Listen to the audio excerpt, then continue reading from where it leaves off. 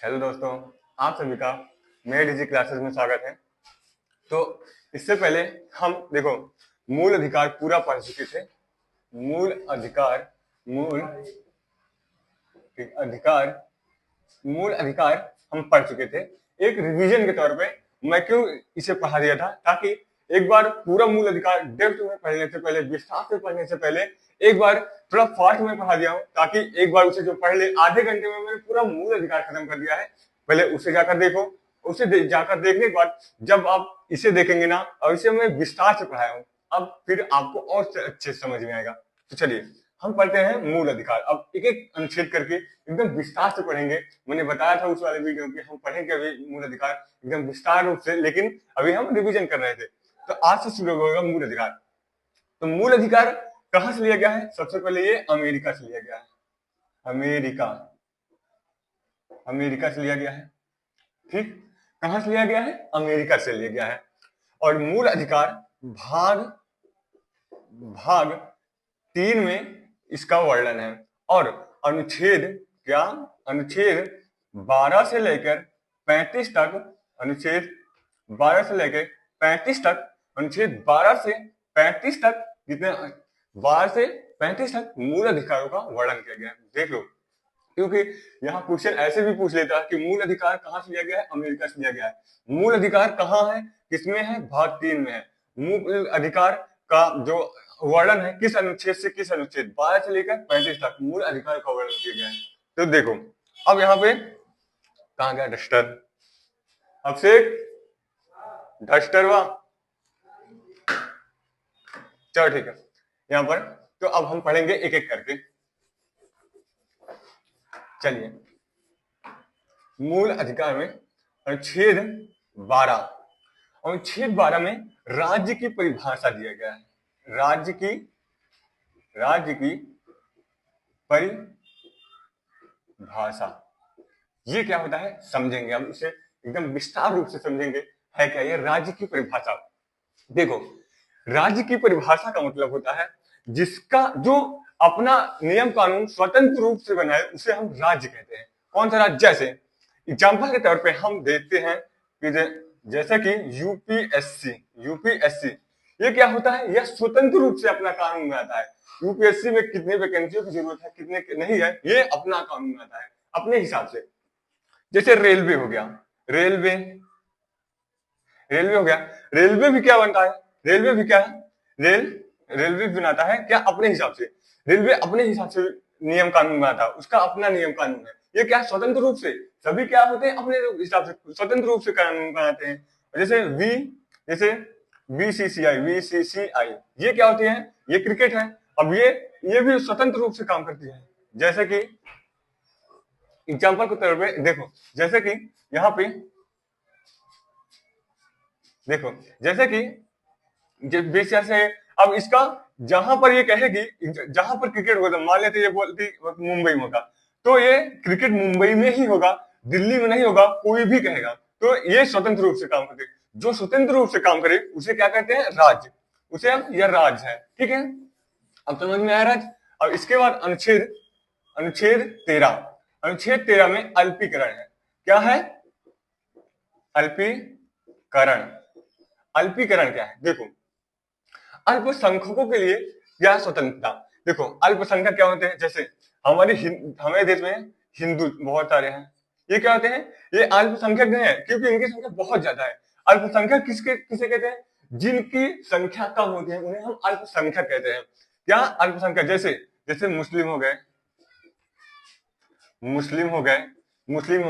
सिख हो गए, ईसाई हो गए, ये क्या होते हैं? ये अल्पसंख्यक होते हैं।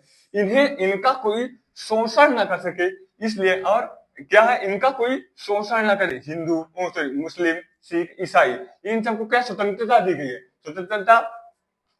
ठीक है। और अनुच्छेद 13 के बाद अनुच्छेद 14 क्या है? विधि के समक्ष समानता। विधि के समक्ष समानता। देखो, विधि के समक्ष समानता ये क्या होता है समझेंगे। अब एक एक इसे थोड़ा विस्तार से और समझेंगे। विधि के समक्ष समानता, विधि मतलब ये क्या है? कानून। ये क्या है? कानून। कानून के समक्ष समानता। ये क्या होते हैं? देखो, कानून के नजर में हर कोई, भारत का हर व्यक्ति, हर इंसान क्या समान है? समान है मतलब समझो, जैसे कि अगर कोई, एग्जाम्पल के तौर पे, कोई भी एक अमीर व्यक्ति है, कोई भी अमीर व्यक्ति है, और एक गरीब व्यक्ति है। एक क्या है? गरीब व्यक्ति है। जो ये अमीर व्यक्ति मान लेते हैं किसी का मर्डर कर देता है, ये भी अमीर व्यक्ति किसी का मर्डर कर देता है, अगर जो सजा इस अमीर व्यक्ति को मिलेगी वही सजा इस गरीब व्यक्ति को भी मिलेगा, चाहे वो भीख मांगने वाला ही क्यों ना हो, चाहे वो रोड पर पैसा मांगने वाला क्यों ना हो, चाहे वो गरीब से गरीब व्यक्ति होगा, जो सजा इस अमीर आदमी को मिलेगी वही सजा इसके लिए भी होगी। यह है कानूनी सजा। ये मतलब कानून के प्रति सभी समान है। अगर कोई अपराध कर रहा है तो सभी को समान रूप से उसे सजा दी जाएगी। ये होती है विधि के समक्ष समानता, मतलब कानून के समक्ष समानता। सभी कानून की नजर में सभी एक समान है। ठीक है। अनुच्छेद 14 के बाद अनुच्छेद 15, अनुच्छेद 14 के बाद अनुच्छेद 15 ये कहता है जाति धर्म के समान, जाति धर्म लिंग वंश के आधार पर हम, ये समानता है। ये क्या होती है? देखो, हम किसी भी व्यक्ति के साथ जाति या धर्म, लिंग, वंश, जाति मतलब सभी को पता है, SC ST, मतलब ऊंच नीच वाला जात। धर्म क्या होता है? हिंदू मुस्लिम सिख ईसाई। लिंग क्या होता है? लिंग मतलब कोई जैसे क्या महिलाएं को कभी पैसा, जो मजदूरी होती है वो कम दिया जाता है, और जो पुरुष होते हैं उन्हें मजदूरी ज्यादा दी जाती है, जबकि वही काम सेम करते हैं। वंश क्या है? वंश वही जानते बहुत सारी। तो जाति, अब देखो जाति के हिसाब से मान लेते हैं कहीं पर भी जाति में समानता। ये क्या होती है? कोई भी व्यक्ति जैसे कि उच्च कास्ट का है, ये नहीं कह सकता कि तुम मेरे जो कुआं होते हैं, नल होते हैं, नल होता है, वहां पर किसी जो छोटी जात होते हैं उन्हें ये नहीं कह सकता कि तुम छोटी कास्ट के हो, तुम मेरे घर में पानी नहीं भर सकते। ये क्या है? समानता है। अगर वह ऐसा कहता है तो उसके मूल अधिकारों का हनन हो रहा है धर्म के आधार पर। ये धर्म क्या है? देखो, जैसे कि एग्जाम्पल के तौर पे अगर कोई किसी को मानते हैं ये मंदिर है, एक मंदिर है, हाँ, और एक मस्जिद है, मंदिर है। कोई भी मुस्लिम किसी भी हिंदू को मस्जिद में जाने से नहीं रोक सकता। हाँ, अगर वो जाता है तो जो उस मस्जिद का नियम है, उसे फॉलो करना होगा। और कोई भी हिंदू मुस्लिम को मंदिर में जाने से नहीं रोक सकता। क्यों नहीं रोक सकता? कि भाई उसे क्या अधिकार है, वो कहीं भी जाए, कहीं पर भी जाए, उसे अधिकार है। ऐसा नहीं है कि उसे रोका जा सके। लेकिन अगर कोई भी मुस्लिम मंदिर में जा रहा है तो मंदिर के नियमों का फॉलो करना पड़ेगा उसे। ठीक। धर्म के आधार पर समानता, जाति धर्म के आधार पर। अब लिंग के आधार पर समानता क्या होती है? लिंग के देखो, कोई अगर सरकारी नौकरी हमेशा होता है। देखो, जैसे अगर एक स्कूल में कोई लड़की पढ़ाती, मतलब सॉरी, कोई महिला पढ़ा रही है, कोई एक स्कूल है, हाँ, इसमें एक 10 वालों को पढ़ा रही है कोई लड़की और एक लड़का, मतलब कि कोई महिला या पुरुष, जितनी सैलरी उस पुरुष की होगी उतनी ही सैलरी उस महिला की भी होगी। मान लेते हैं अगर पुरुष की सैलरी सरकारी स्कूल के 50,000 है, ठीक है, 50 है, तो जो उसे उसी क्लास वालों को पढ़ा रही होगी महिला, उसकी भी सैलरी 50,000 ही होगी। ठीक है, मतलब लिंग में समानता। कोई भी ये नहीं है, सरकारी कानून में होती है, लेकिन प्राइवेट में होता है, इसका एक्सेप्शन है, मतलब अपवाद है। प्राइवेट में तो देखते होंगे कि लड़कियां जो होती है ना, वो अगर पढ़ाती है तो उन्हें 3,000 देता रहता है, और लड़के पढ़ाते हैं वो सीधा 6,000 मांगता है, मतलब दुगना सीधा। तो इसका मतलब लिंग के आधार पर समानता। ठीक है, अब देखो, अब वंश के आधार पर क्या था? वंश के आधार पर वही समझते हो, ठाकुर साहब, ये क्या वंशज, वंश के आधार पर समानता। 15 के बाद, अनुच्छेद 15 के बाद अनुच्छेद 16, अनुच्छेद 16 क्या है कि देखो, लोक नियोजन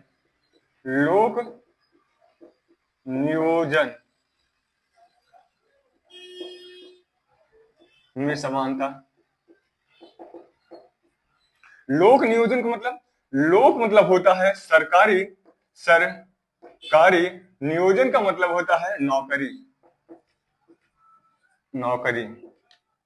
अभी हम इसे विस्तार से समझेंगे, इसे हम देखो विस्तार से समझेंगे कि लोक नियोजन मतलब सरकारी नौकरियों में समानता। अब समझा, इसे थोड़ा विस्तार से समझेंगे। और क्या है देखो, जैसे कि अगर कोई फॉर्म निकलता है, मान लेते एसएससी, एसएससी जीडी, जीडी, हाँ ये निकला इसका फॉर्म, तो क्या होता है इसमें ये नहीं होता कि कोई महिला नहीं डाल सकती, कोई कोई मतलब पुरुष नहीं डाल सकता, कोई हिंदू नहीं डाल सकता, कोई मुस्लिम नहीं डाल सकता, कोई सिख नहीं डाल सकता। इसमें क्या होती है, जब फॉर्म निकलता है तो सभी के लिए निकलता है ना, सभी के लिए निकलता है। कोई भी हिंदू डाले, मुस्लिम डाले, सिख डाले, ईसाई डाले, कोई भी महिला डाले, कोई भी पुरुष डाले, ये क्या होता है समान रूप से। लेकिन इसमें देखा एक थोड़ा अपवाद है। अपवाद क्या है, कभी कभी होता है कि जैसे कि जो एससी एसटी होते हैं, जैसे एससी और एसटी होते हैं, एसटी होते हैं, एससी एसटी होते हैं और ओबीसी होते हैं, ओबीसी, इस आधार पर क्या होता है, जो फॉर्म की फीस होती है ना, वो थोड़ा क्या होती है, कम ज्यादा होती है, कम ज्यादा। कभी कभी तो ऐसे फॉर्म से होते हैं जो एससी एसटी के लिए पैसे ही नहीं लगते, लेकिन ओबीसी से और जनरल के लिए क्या लगता है, पैसे लगते हैं, फीस लगती है। तो क्या होता है, ऐसे में देखो क्या है, हमारा जो इतिहास रहा है, हमारा जो इतिहास रहा है वो क्या है, वो हमेशा से इन एससी और एसटीओ के लिए क्या होता है, वो इन्हें शिक्षा नहीं दिया जाता था, इन्हें शिक्षा का अधिकार नहीं था। जो बड़ी कास्ट वाले थे इनका शोषण कर रहे थे। तो ये अभी बहुत सारे आर्थिक रूप से भी बहुत पिछड़े हैं और शिक्षित रूप से भी बहुत पिछड़े थे। तो इन्हीं लिए इन जो जो सामान्य है, जो सामान्य है, जो सामान्य लोग हैं, उनके उनके जो बराबरी में लाने के लिए इन्हें थोड़ा छूट दिया जाता है, ताकि अगर जो इन्हें थोड़ा मौका मिलेगा पढ़ने की, इनकी आर्थिक स्थिति भी थोड़ा कम होती है, जब इन्हें पढ़ने के लिए मौका दिया जाएगा ना, तो ये समान हो जाए, ये जो सामान्य लोग है ना, इनके बराबर में, इनके इक्वलिटी में आ जाएंगे। इसलिए इन्हें थोड़ा पैसे की से छूट दी जाती है और नंबरों में भी छूट दी जाती है। देखते हो कट ऑफ इनके लिए इनका कम जाता है। तो इसीलिए ये कोई अपवाद नहीं है, क्योंकि देखो जो थोड़ा पिछड़े होते हैं उन्हें भी मौका दिया जाता है। हमारे भारत सरकार कहती है जो पिछड़े होते हैं उन्हें क्या मौका दिया जाता है आगे बढ़ने के लिए। सोचो अगर जो एससी एसटी ये सब होते हैं, उन्हें पहले से तो पढ़ने का मौका नहीं मिला, और दूसरी बात ये आर्थिक स्थिति से भी क्योंकि इन्हें पढ़ने का मौका नहीं मिला, इनका ज्यादा दिमाग विकसित नहीं हो पाया, और ये आर्थिक स्थिति भी कमजोर थे। अगर इनके बाद बहुत सारे ऐसे लोग होते हैं जिनका अगर फॉर्म की पैसे फॉर्म 500 में आ जाए ना, 500 लगने लगे फॉर्म का, बहुत सारे ऐसे लोग होंगे जो फॉर्म नहीं डालते। सही मैं बता रहा हूँ। देखो क्या होता है, ये ऐसी समानता होती है सब। तो देखो अनुच्छेद 16, अब अनुच्छेद 17, अनुच्छेद 17 क्या है, अनुच्छेद 17 में क्या है, स्पष्ट स्पष्टीकरण। ये क्या होती है, अस्पष्टीकरण, ये समझना। ये क्या है, छुआछूत, इसे ब्रैकेट में लिख देते हैं, छुआछूत है क्या, ये समझेंगे।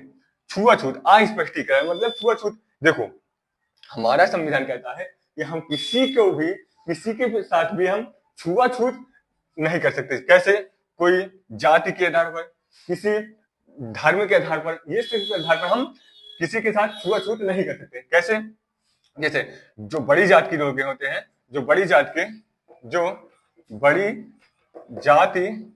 के लोग होते हैं, वो क्या कहते हैं, जो एससी एसटी जैसे लोग होते हैं, एससी एसटी, वो उनसे छूने नहीं देते हैं। कहते हैं तुम छोटी कास्ट के हो, तुम छुओ मत, तुम दूर बैठ रहो। ये क्या होता है, ये उनके साथ भेदभाव करते हैं, उनके अधिकारों का हनन करते हैं। लेकिन यही कहता है, अगर तुम किसी भी व्यक्ति को